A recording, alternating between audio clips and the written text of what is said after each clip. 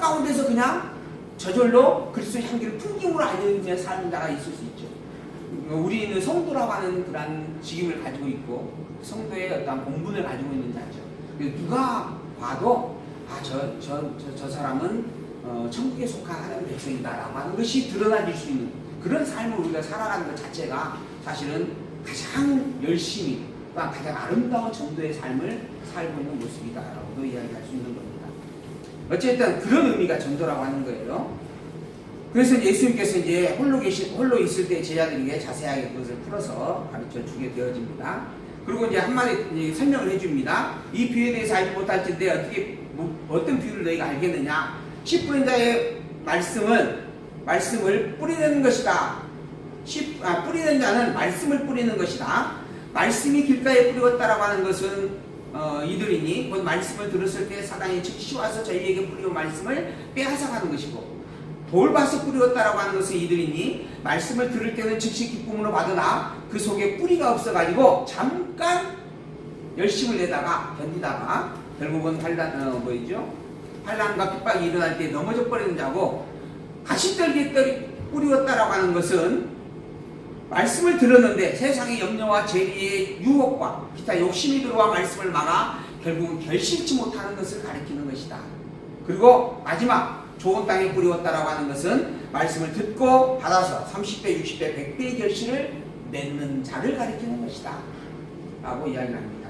그러니까 결국 씨를 뿌리는 자가 누구냐라고 하는 거예요. 씨를 뿌리는 자.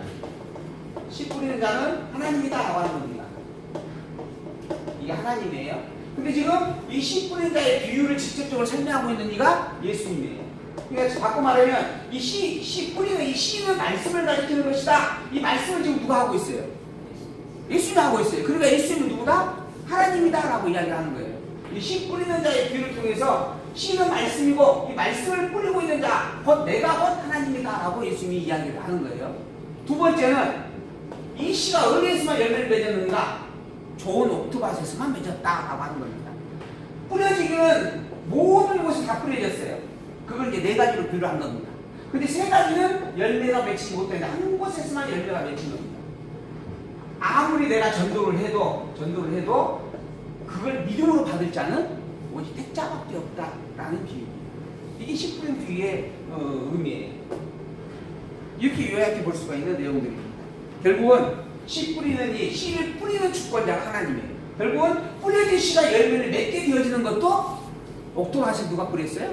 하나님이 뿌렸어요. 그렇기 때문에 열매가 맺히는 겁니다. 자라나서 뿌려졌어요? 열매를 맺지 못하잖아요. 그러니까 열매가 맺게 되어지는 것도 결국은 하나님의 은혜로 되어지는 일이다라고 하는 겁니다.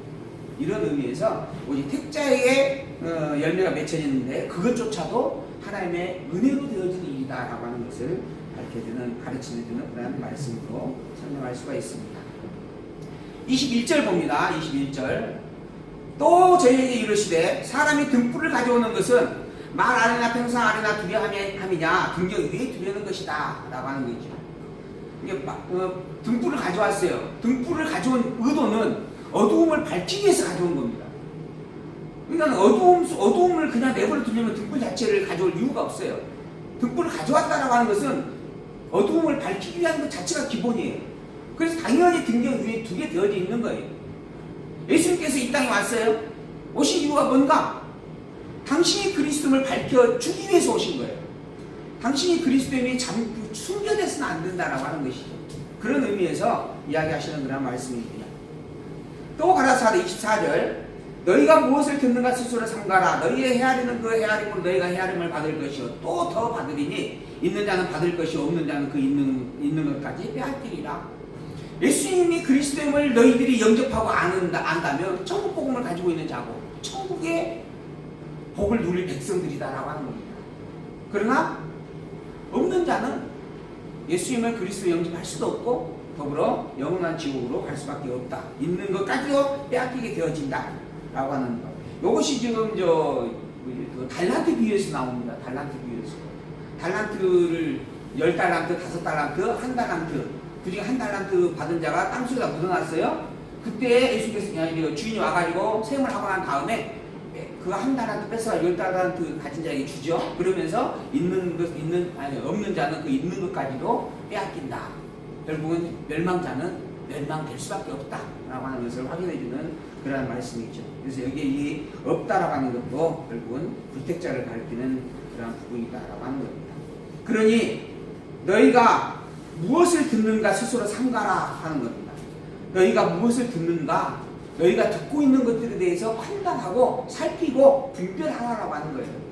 그래서 제가 늘 이야기 드리는 겁니다. 여러분들도 듣고 있는 것에 대해서 내가 들은 이것이 과연 옳은가 그른가라고 하는 것을 분명하게 살피고 판단해야 될 소명을 가지고 있다. 여러분들이 제가 아무리 여기에서 이야기 옳은 것을 해도 그것이 옳은가 그른가 다시 한번 검증하는 그런 자세가 여러분들에게 필요하다. 그게 사도행전에 나오죠. 베레아 사람들이 더 신사적이었다라고 하는 말입니다.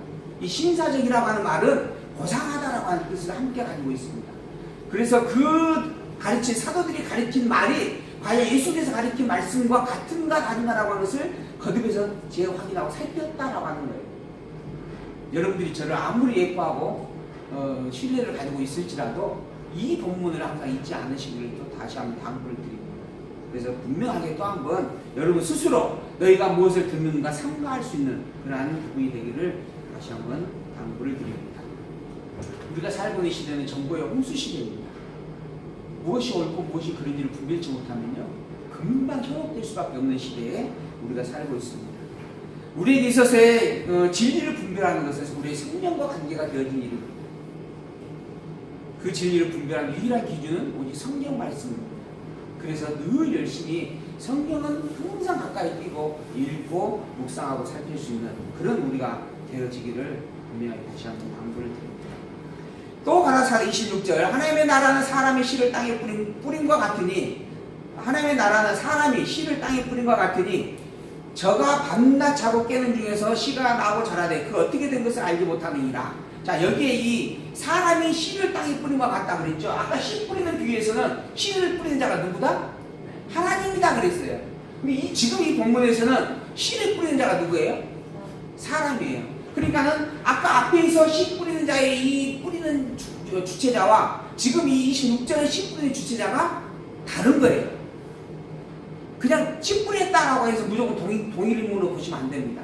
여기는 사람을 씨 뿌림의 심부름꾼이 청지기로 비유해서 설명을 하고 있는 비유예요. 이 본문은 그렇게 나누어서 봐야 됩니다. 어쨌든 사람이 씨를 뿌리는 것, 땅에 씨를 뿌린 것 같은데 제가 밤에 자고 낮에 깨고 하는 중에 씨가 저절로 자라요. 그리고 어떻게 된 것을 사실 씨 뿌리는 알지를 못해요. 그냥 뿌려놓고 사실은 씨가 자라는 일을 관리할 수 없다라고 하는 거죠. 그리고 땅이 스스로 열매를 맺되 처음에는 싹이 나고 다음에 이삭이 나고 다음에는 이삭이 충실한 곡식이 난다. 열매가 익으면 곧 나설 되나니는 추수 때가 이르렀습니다. 이 모든 일들은 사실은 하나님이 주관하고 있는 일이다. 이런 의미의 내용입니다. 농부는 알지 못한다. 농부는 심부름꾼일 뿐이다 라고 하는 이야기입니다. 또 가라사대 우리가 하나님의 나라를 어떻게 비유할고 또 무슨 비유로 나타낼고 겨자씨 한 알과 같다. 이런 비유로 내가 이야기를 해주겠다라고 하는 거예요.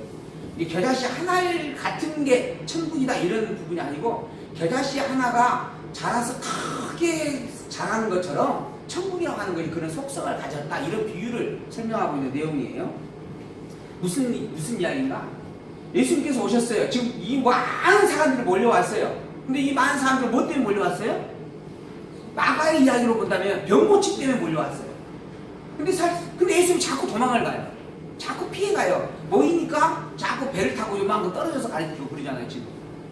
그러니까 그만큼 지금 예수님의 본질과 상관없이 보여주고 있는 거예요. 이처럼 예수님에 대해서 아는 그 일이 너무 작다라고 하는 겁니다. 예수님에 대해서 바르게 아는 일이 너무 작아요. 겨자씨 같다라고 하는 겁니다. 그런데 나중에 예수께서 십자가에 돌아가시고 그러다가 죽고 부활하고 난 다음에 승천하시고 난 이후에 성령으로 인하여서 깨닫게 되어지니까 이 복음이 어디로 가요? 예루살렘과 유대와 사마리아를 거쳐서 땅 끝까지 전파되어 갑니다.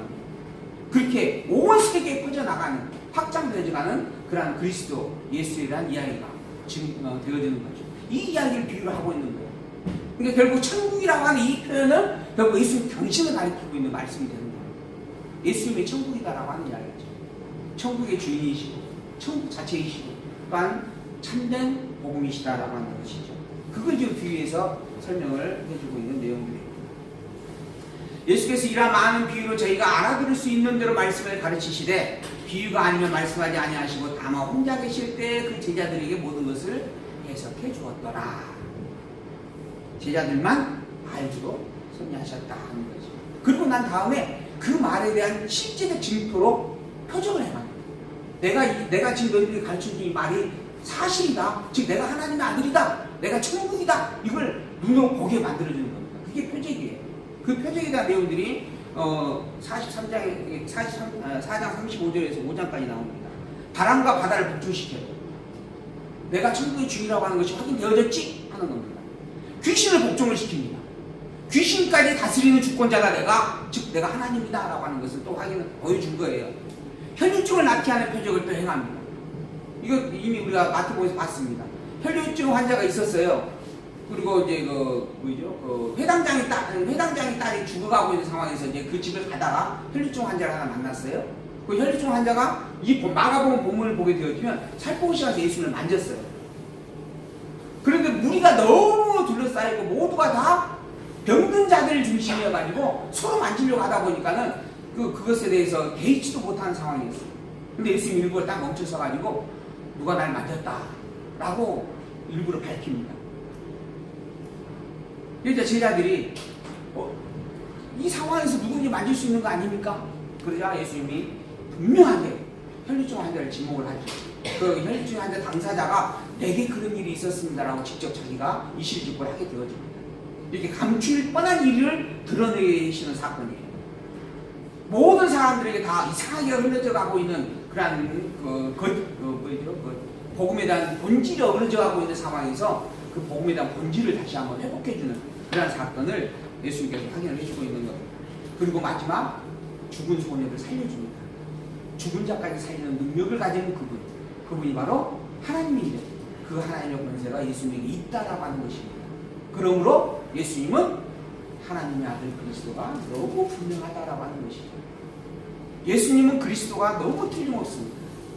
하나님 당신께서 이 땅에 당신이 인간의 몸을 입고 오겠다라고 약속한 약속대로 온 하나님의 본질을 가진 분이 틀림없습니다. 오직 예수님만이 그래서 그리스도라고 우리는 또 이야기하지 않을 수가 없습니다.